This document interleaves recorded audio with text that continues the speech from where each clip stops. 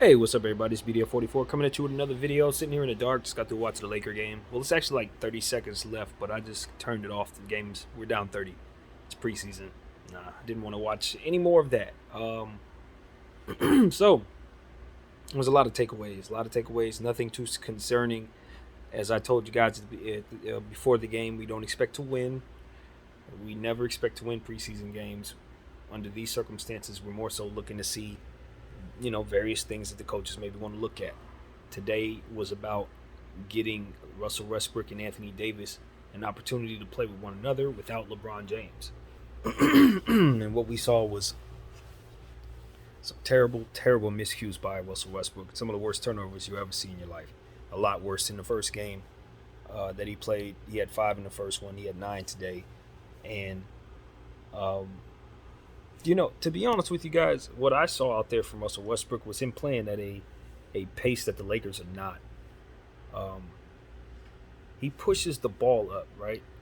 And the ball tends to fly out of his hands with a certain level of certainty for where players are supposed to be. It's like that kind of thing. It's like he's so rhythmic in how he runs his offense to he needs to turn off some of that second nature stuff, and that's the transition that a lot of players have to make when they go into different systems and they've been running certain things for a long time. It's time to do things differently, and you just have to understand that when you play on a new team, not only is just your schemes different, but the pace of play, the overall vibe of how the team normally moves, um, is different, and most importantly has to be defined. And we have a bunch of new players and we haven't even defined what our pace is. We haven't defined where our spacing necessarily is going to be, where players are going to be, to where you can let the ball just fly out of your hands with a certain level of confidence to know that a player is going to be somewhere, or be in a certain spot. And that's kind of what I saw from Russell Westbrook. A lot of just letting the ball fly out of bounds, flying over people's heads. Some of them, those passes were just miscues that were just him appearing to kind of be on autopilot as it pertains to what to do, as opposed to reading the situation and kind of adjusting from there. So um, he'll watch film. That's the good thing about this team. This is not a teaching situation. This is an adjusting situation. You're not teaching Russell Westbrook how to play basketball. You're not teaching him anything. All he has to do is get himself acclimated into who he's playing with, and then the system itself has to be formed, and then he has to learn as well as everybody else that system. The system has yet to be formed, and I think that's what's most important for Laker fans to understand. For those of us who watch basketball for many years, we understand at the beginning of the season is not what your team's going to look like at the end. Um, and that's assuming everybody stays healthy, of course. So staying focused on what I'm saying. Of course, it's going to look different whether people are healthy or not. But what I'm saying is the art form of basketball, the way your team is going to look, it's going to have to be established when you have a brand new squad, and it's going to take almost a whole season to master that plan. Now, a team like Phoenix was together last year. They're running their stuff. They're ready to go. And you can see certain teams that have been running forever. They don't need to learn anything. They just need to get in shape, learn their new guys, and that's it. We have everybody's new, and um, the most important pieces are new. So yeah, that's basically what I wanted to say about that. Westbrook, that was not good basketball from him. But I think once we know what we're doing, we're gonna kind of build what we do around what he's comfortable with, and then some of that autopilot stuff will start to be the things that that are best for the team rather than the stuff that he's used to doing elsewhere. So that's kind of what I saw. It's preseason, man. It's not. These are the times you want him to do this. We don't want to see him doing this in March. But if he's doing this right now, as long as he's able to work it out, which I believe he will. We got a coaching staff full of people who know what they're doing. We'll be fine. And if push come to shove, when he's struggling like this, we'll sit him down. You know what I mean? We have ball handlers. That's the beauty of what we're seeing out there. A guy like Austin Reeves is serious. He's serious. He's ready to play. There was a whole league of people who didn't draft him, and I know for a fact that they made a mistake. And I can tell you that after watching tonight's game, they made a mistake. He takes control of the offense and he runs it with a certain level of confidence. But unlike Russell Westbrook, and as how I described, he reads the floor. He's looking at what's going on, and he's reacting to that. There's no autopilot. There's no system in need to be put in place. He is the system, and he controls the floor. And it was brilliant on our scouting department bringing this kid in, because it's not just basketball IQ. You know, a lot of times we talk about players, oh, he's so smart. Oh, no, it's not just smarts. This dude can shoot, and this dude is aggressive. And even though he doesn't appear to be strong, when he goes up against people who are bigger than him, he's able to hold his own in a lot of situations. I've noticed he has a lot of wiry strength in him. So as he continues to grow, and as we continue to put him in the gym and do all the things that we do, he's gonna get stronger, and he's gonna be one of those dudes who's gonna be able to help us defensively, as I said earlier too. So I saw more of that tonight, but I can't say I learned too much about Austin Reeves. He just reinforced more of what I've already seen, which is that we can trust him at point guard. We can trust him with the ball in his hands, and he's going to make other people better. His shot wasn't falling as it usually is tonight. He didn't have the three ball tonight like that. He did hit it once or twice, but making plays for others, being where he needed to be in defensive positioning and things of that nature, reading, reacting, all of that stuff, staying under control. Yeah, we got a point guard, a legitimate, tall point guard, and I couldn't be more happy with us picking him up. Big steal for us. Huge, massive steal. What else? Carmelo Anthony had it going. He was on fire to start the game, hitting threes all over the place. Love what I saw from Carmelo. He looks like he's playing with the pace that's best for him on this team. This team and Carmelo's pace fit. You know, our natural way that everybody was flowing, Carmelo was able to get into the block and kind of create the way that he likes to, getting his three-point shot, catching and shooting and letting it fly. And tonight he was falling for him, so we were very happy to see that. AD caught an incredible lob, falling all over the floor, getting right back up. His conditioning is where it needs to be in terms of him feeling confident about his body and it doing what he needs it to do. I would personally love to see AD lose weight. I would like to see AD not much skinnier, but to me, AD looks like he's, just kind of stocky at this point, and I don't think that heads in the right direction for him. I look at a guy like, we have the best example of the two comparisons that there is: Dwight Howard and DeAndre Jordan.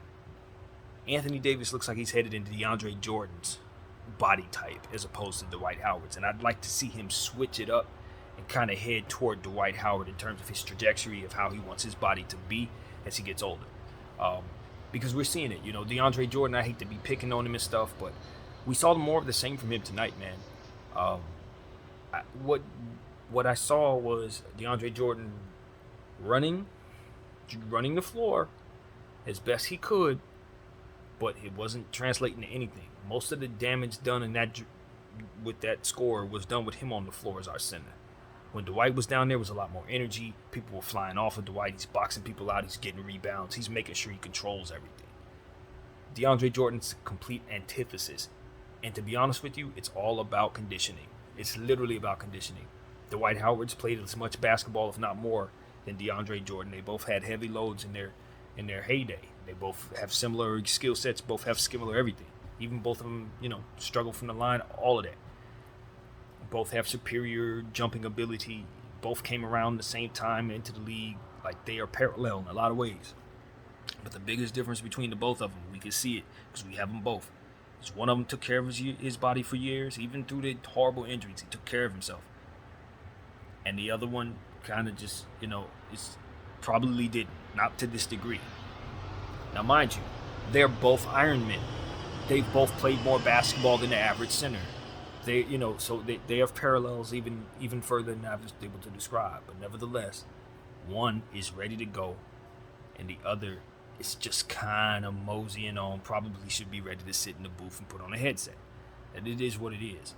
I'm at a point where I'm like, I just don't know about DeAndre Jordan's place on this roster. I love what he brings to the table as a tall person, but You can see the difference between him and Dwight, and it's glaring. It's absolutely and utterly glaring. Now, can DeAndre turn that around? I don't know. I don't know. You know what I mean? I don't know if a person's body goes back in time and can get some of that pop back. But I'd imagine if he takes much better care of his body, he can pull a Carmelo Anthony and turn it around to some degree. Because you remember Carmelo about 3 years ago was kind of stocky himself. You look at Melo now, he's jumping around, he's moving quicker. As I said, Dwight Howard earlier, he looks better to me than he did 2 years ago. He does. He's moving quicker, he's leaner, he looks stronger, he's in better conditioning since he left for Philadelphia. So, that's what it comes down to for me. How can you help us? Because, as much as DeAndre Jordan is an important player in terms of his size, we can find tall people who can just run back and forth and foul people. We can find that. We don't necessarily need to have a player that has no upside doing those things for us this year. We don't need that. To kind of double back, I just want to see Anthony Davis. Obviously, he's never going to be in DeAndre Jordan's shoes because of his skill set. He's never going to be in that position. But I don't want to see him kind of just be okay with his body at this stage. You have to work hard on your conditioning in year 10, year 11, year 12. Turn yourself into a workout warrior, so to speak. Not just kind of play games, go to the gym a little bit, and then sit down and drink wine. Nah, that doesn't work. Because what ends up happening is because you're already a player who has injury issues and you're a taller guy, that ends up being bad weight on your knees. That ends up turning into clunky weight. That ends up being you getting boxed out by guys who are superior in athleticism and youth. See, that's what I'm worried about. I look at AD and I'm like, AD at that size and at that weight, when you start to run into some of these young power forwards night in and night out, young centers night in and night out, I'm just worried about his durability because we really are relying upon him heavily this year. Now, Dwight helps with that greatly, but DeAndre, he doesn't. So we're still kind of thin at that center position, so on and so forth. So, yeah, I want to see Anthony Davis lose some weight. I do. I would like to see him get leaner this season, and I'd like to see him get quicker, faster on his feet. So that's just something I noticed. All right, let's move on. Trevelin Queen is a player I've been talking a lot about. I saw him in the fourth quarter, as we saw with guys like Ayai was out there as well. We saw Mac get a little playing time. We saw Shondi get playing time. And those guys all played extremely hard in that fourth quarter. This game was out of hand. The starters had played for 3 out of 4 quarters, not doing a whole lot. And those guys came in and really gave us some great minutes. That's when AR-15, Reeves was able to do his most damage. And I saw some good things out of those guys. But to double back to Trevelin Queen, I just really like what he did lengthwise, as I mentioned in the previous video. He's a forward, a little light in the backside. He's not as heavy as you want him to be to play the forward. Probably more comfortable when playing the 2. But you can see with his length, he can create a lot of trouble. You saw him getting a block down there earlier in the game. You saw him catch a lob from AR-15. You saw him disrupting plays in the backcourt with his length. If you pay close attention to this dude, even though what he does is very subtle, his three-point shot was not falling tonight, so I don't want you to think that I think of him as a sharpshooter or nothing. That's not his game necessarily. He can hit it, but that's not his game. But he gives you a little bit of that Trevor Ariza, Brandon Ingram-ish type of thing, that Kent Bazemore long arm type of dynamic that will allow you to create easy defensive plays and be disruptive defensively, in situations where maybe you're outsized or maybe you got some more talent on the floor than what you can bring to the table. A guy like that is going to make what they do more difficult for them. And I just look at guys like that, who have long arms, and even when they're not overly talented, they're so very disruptive. So I look at a guy like Trevelin Queen, who has a lot of speed, who's active, kind of wiry, and I just look at what he brings to the table and see that as something that we need. He didn't play his greatest game tonight. You're not going to look at the stats and say, wow. But the things that I was looking for from him, I saw once again, and that was what I was hopeful to see. So I don't know what the scouts think. Obviously, we're going heavy on the shooting, but we do need players who could be disruptive. We do need defensive players, and I just think when you have a lineup down there with a guy like THT, and you're looking at a guy like maybe DeAndre Jordan out there, he's long and tall. You got a guy like Trevelin Queen out there, one of the stars, maybe Westbrook or something like that.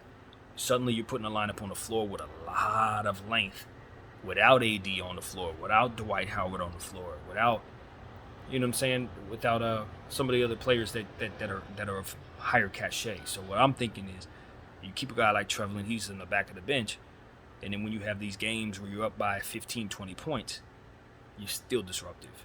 You're still playing hard. You still have players that can do some things for you to make it so that you're not putting AD back in the game. So that's basically what it's about. That's what a Trevelin Queen will bring to the table, if you're asking me. He's not going to be a starter necessarily unless he plays his way into an incredible role. It wouldn't be this year anyway. But the most important thing is he's a player who's going to be on somebody's bench for the next several years, being exactly what I said, disruptive and wiry. Might as well be us. So that's what I think, man. He's my choice. Mac McClung, I wish we would have put him in a better position to be seen. And that's the thing, is like, you're going to cut a guy like that, but did we actually ever see him play? You know what I mean? Did we ever see him do anything that allowed him to be himself? What I saw from Mac was a guy come in with so much urgency to play well that he was kind of just dribbling into traffic and tossing up bad shots. Little window to show what he can do, very little opportunities to be in situations and make him look good. So I will consider that when whatever happens with his career goes forward. Like the Lakers situation, we never saw him. We just never saw him. Same thing with certain other guys like Ayai. We haven't seen a whole lot of Ayai. When he comes in, it's garbage time in the preseason. When does he actually get a chance to show what he can do? So I think it's just what you sign up for. You know, a lot of times when you go to certain teams, you understand that their rosters are already set. What you want to do is just make yourself visible for other teams to pay attention to you. You know what I mean? So a guy get picked up like Kcock was picked up. You know, so I think that's what's going to happen with a lot of our guys that we've been mentioning here. Obviously, we know we have AR-15. He's staying for sure. But guys like Shondi Brown, Trevelin Queen, Mac McClung, who knows, right? Who knows which one we're going to keep, if any of those guys are going to be kept. So, yeah, but I can tell you this. I think all three of those guys are going to make it in this league, especially Trevelin and Shondi. I think Shondi's going to do well too, man. I definitely do. So, yeah, we saw some good things. Wayne Ellington was hitting his shot earlier, you know, being very active. As I said, Dwight Howard's been tearing up summer league. We didn't really play, not summer league, but preseason. We didn't really play him too much tonight, but in the first quarter, he was balling out. Last game, he balling out. He looks better than he did 2 years ago. Like, he looks like he's in a better position to help us do what it is that we need him to do. Unbelievable what a year makes, and so on and so forth. So, yeah, man, all things are good. On the Phoenix side of things, they look good. They look sharp. I think that what I wanted to see from them was to just address their power forward positions, play Smith. They did that. He looks great. You know, that dude is going to be a problem. I can tell you just from his metrics alone, he is going to be a shot blocker and a power player for many years to come. You haven't seen him yet, but he's going to do some things for the Phoenix Suns. And with him and Ayton down there together, they're only going to be more of a devastating team going forward, I promise. If Smith develops, you ain't seen the best from the Phoenix Suns. It's only going to get worse for the rest of us. Yeah, so that's what I think. They need to hurry up and pay DeAndre Ayton his money, though. I do know that. Go ahead and pay that man. Cam Payne looked good out there. Cam Johnson looked good out there. I understand that he's trying to put the ball on the floor a little more now. That's a really good thing because he already has fantastic shooting ability, already very, very good defensively. So if he can get his game going, he's good to open court. If he can start creating for others, get better at his ball handling, I think that he can be an all-star someday. I really do. Miles Bridges looks great. He's getting ready to jump into another level of player. Trust and believe he's going to be a star too. It's just a matter of time. That's why I say Phoenix is still in the mix, man. There's some teams out here that are really in the Western Conference that, you know, kind of you don't know what to expect from them. But I can tell you this: teams like Golden State, teams like Phoenix, they're going to be around, man. They're going to be around. Those two teams particularly, they're going to be around. So keep an eye on them for sure. So yeah, that's kind of what I want to say, man. wasn't a whole lot to say about that game. I think what it really comes down to is the Lakers. We're just tired of seeing them turn the ball over. I don't care if we win or lose in the preseason, but what I don't want to see is meaningless turnovers. And I saw a lot of meaningless turnovers tonight. I don't think we took a lot in terms of data. As I was mentioning to you guys, we want to take data. We want to make sure we have all the information that we can to scheme throughout the season. So who can we use? What? We saw some things tonight, but not enough. What I saw tonight was a lot of mistakes made. What I saw tonight was a lot of running, but not a lot of good possessions in that running. People getting boxed out. Some missed shots here and there. But the majority of the plays that we saw, even when the Lakers cut it close, it was just turnovers. It got competitive near this halftime, but Phoenix hit a couple shots and just kind of spread it back open. And it was just one of those situations where the Lakers never got close. So highlights really came down to just Carmelo Anthony's fantastic shooting, AR-15 running the team very well, and Anthony Davis's lob dunk, I guess. I mean, it wasn't really much to say. Got our butts kicked. Hopefully the coaches saw what they need to see. Hurry up and get us through this dang preseason. I think they said LeBron James is going to... He sat this one, but he wants to play the last 2 games. So they're going to sit AD and Westbrook, and I think we're going to have Bron for the final 2 preseason games. So that's what it's looking like. No consistency there. I don't love that either, but coaches are doing what we're doing. It's a very, very, very long season, and we have a very, very, very good team. My name is BDO44. I thank y'all for watching. I'm out.